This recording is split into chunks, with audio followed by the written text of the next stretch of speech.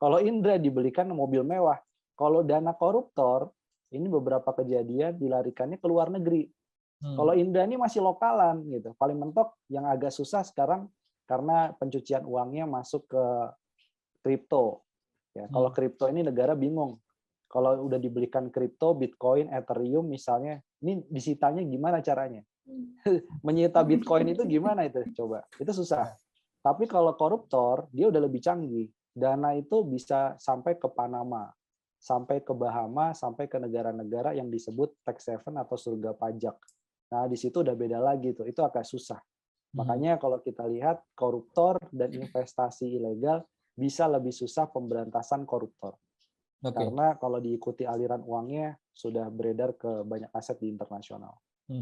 Baik, Mas Bima, ini tadi menarik apa yang Anda sampaikan. Ini sebetulnya bukan trading tapi togel yang diadopsi menggunakan platform seperti itu. Kalau Anda melihat beberapa kasus ya, ini secara umum terkait keuangan ya, ada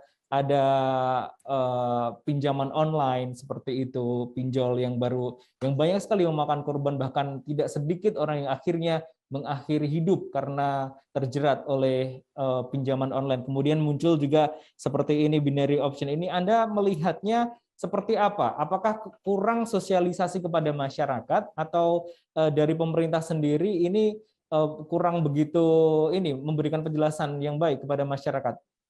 Sekarang ini memang dari dua sisi ya. Satu, dari sisi masyarakatnya sendiri, literasi keuangan kita tuh rendah, baru 38%. Jadi antara inklusi keuangan dengan literasi keuangan itu nggak sejalan. Kalau inklusi keuangan itu tinggi tuh, 70%. Artinya orang yang punya tabungan di bank, itu jumlahnya terus meningkat, makin banyak lah.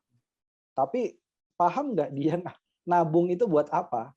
Paham nggak kemudian dia produk-produk keuangan, termasuk produk-produk investasi, itu belum tentu.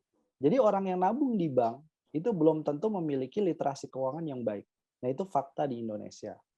Nah, kemudian kalau dilihat lebih rinci lagi, literasi di bagian pembiayaan, di bagian investasi pasar modal, itu nilainya kecil-kecil. Di bagian asuransi, itu nilainya kecil-kecil. Nah, ini jadi salah satu sisi bagaimana literasi keuangan ini juga jadi salah satu penyebab maraknya investasi yang ilegal. Jadi saya kasihan juga nih kan, banyak teman-teman yang memang punya usaha di bagian investasi yang terdaftar di OJK atau Bapeti, ketika mereka memasyarakatkan ke masyarakat atau calon investor, itu dengan santainya masyarakat sekarang menyamakan, ini binomo juga nih. Padahal itu yang legal gitu, yang legalnya disamain. Ini Indra Kents juga nih gitu, ini Doni Salmanan juga nih gitu. Padahal ini adalah investasi legal yang harusnya orang masuk ke sana, tapi disamakan dengan investasi yang ilegal. Itu karena literasi yang... Terima kasih sudah nonton. Jangan lupa like, subscribe, dan share ya.